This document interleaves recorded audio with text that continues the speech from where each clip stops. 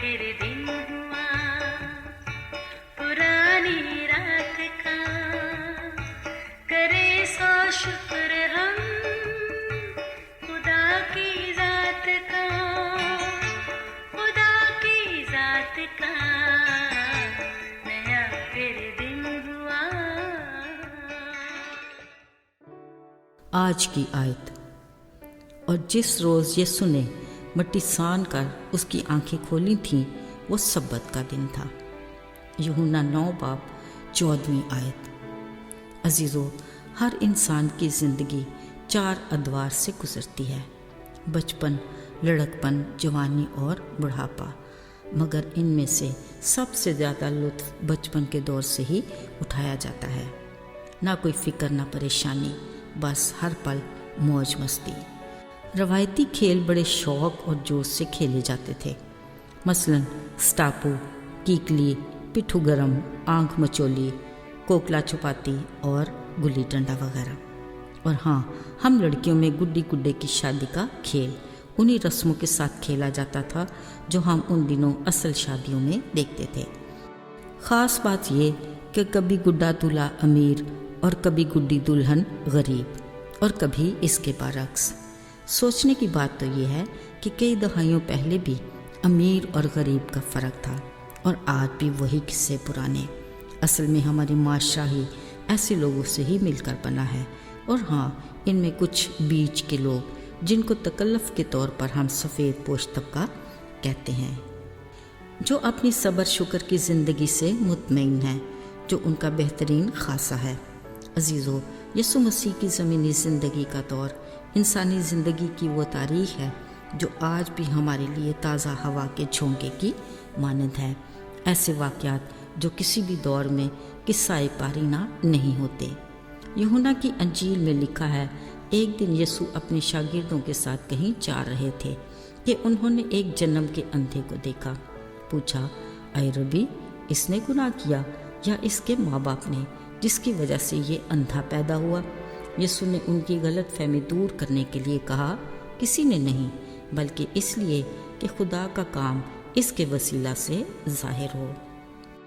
यह कहकर यीशु ने ज़मीन पर थूका, मट्टी सानी और उसकी आंखों पर लगाकर कहा, जा शलोह होश में जाकर आंखें धो ले।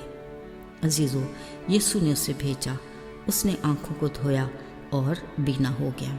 मगर अफसोस कि उसके दोबारा यीशु के पास आकर शुक्रिया करने का मौका ही ना मिल सका। वो दुनिया की भीड़ में बस उनके सवालों से ही उलझ कर रह गया। किसी ने कहा, क्या ये शख्स वो नहीं जो कल तक भीख मांगता था? किसी ने उसका हमशक्ल कहा, और कुछ उसे पकड़कर फरीसियों की अदालत में ले गए, जहाँ पूछताछ के लिए उसके वालिदैन को बुलाया गया।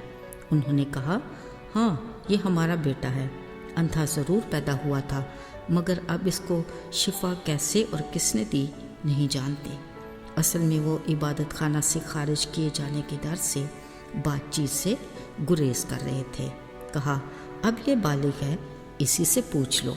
अगरचे कई बार उसने अपने शिफा पाने का वाक़या दोहराया, मगर मज़हबी लीडर उस गरीब की शिफा पर उसकी खुशी में शरीक तो ना हुए, पर उसे शिफा देने वाले के ख़िलाफ़ एक लंबी फहरिस्त ज़रूर तैयार हो गई कि शिफा का ये काम सब्बत के दिन क्यों हुआ, शरीयत को क्यों तोड़ा गया। यूँ कलाम ही की बदौलत होने वाले इस अजीब काम करने वाले की तारीफ़ की बजाय ख़ुद को मज़हब के ठेकेदार साबित करने की कोशिश में लगे रहे। मगर अजीज़ों, इस जन्म के अंधे की शिफा से खुदा के नाम को जलाल मिलना था, सो वो तो मिला। पर जिन लोगों ने कभी उसे भीख मांगते देखा था, आज उसे भला चंगा देकर खुश थे, और यकीनन शिफा देने वाले की शख्सियत से मुतासर ज़रूर होंगे। मगर मज़हबी लीडर यीशु की बाबत इसी शक में पड़े रहे कि अगर तो वो खुदा की तरफ से है तो ही ऐसे बड़े काम कर सकता है, और अगर हम कहें कि नहीं, तो ये एक ऐसा मौज़ा क्यों कर हो सकता है। खुदा तो गुनाहगार की सुनता ही नहीं। हमने भी अब तक किसी जन्म के अंधे को बीना होते देखा नहीं। जब फरीसियों को इस वाक़या में अपना मुफाद नजर न आया तो उन्होंने उस पर यह फतवा ज़रूर लगाया कि तू तो पैदा ही गुनाह में हुआ है। लिहाजा उन्होंने اپنی کم عقلی اور عدم معرفت کی بدولت اس کے ساتھ شفا دینے والے کو بھی نظر انداز کر دیا۔ عزیزو، شریعت کے دور میں مذہبی لیڈر اپنے نفع نقصان کے اندازے لگا کر لوگوں پر شریعت نافذ کرتے تھے، اور خود کو تو وہ مذہب کے ٹھیکیدار سمجھتے تھے اور لوگوں کو شریعت کی زور زبردستی پیروی کروانا اپنا فرض سمجھتے تھے۔ مگر آج فضل کا دور ہے۔ یسوع مسیح کی قربانی کی تکمیل پر جب ہیکل کا پردہ پھٹ کر 2 حصے ہوا تو انسان کا خدا سے میل ہوا، یوں خدا سے رسائی کی راہ ہموار ہوئی۔ اگرچہ آج بھی کچھ لیڈر ایسے ہیں جو فریسیوں کی طرح خود کو مذہب کے ٹھیکیدار سمجھتے اور رسومات کو اہمیت دیتے ہیں۔ ایک وہ لیڈر جو خدا کے کلام کے عین مطابق لوگوں کو مسیح کے کفارے اور قربانی سے آگاہ کر کے انہیں ہمیشہ کی زندگی کی حقیقت سے باخبر کرتے ہیں۔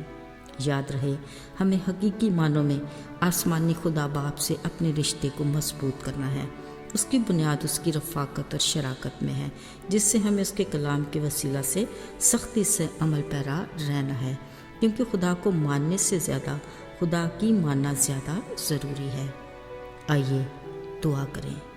اے خدا باپ، ہم تیرے اس بڑے فضل کے لیے شکر گزار ہیں جس کے وسیلہ سے ہم تجھے باپ کہتے ہیں۔ ہمیں اس رشتے میں ہمیشہ قائم رکھنا اور اپنی رفاقت میں ہمیں آگے بڑھانا۔ یسوع کے نام میں آمین۔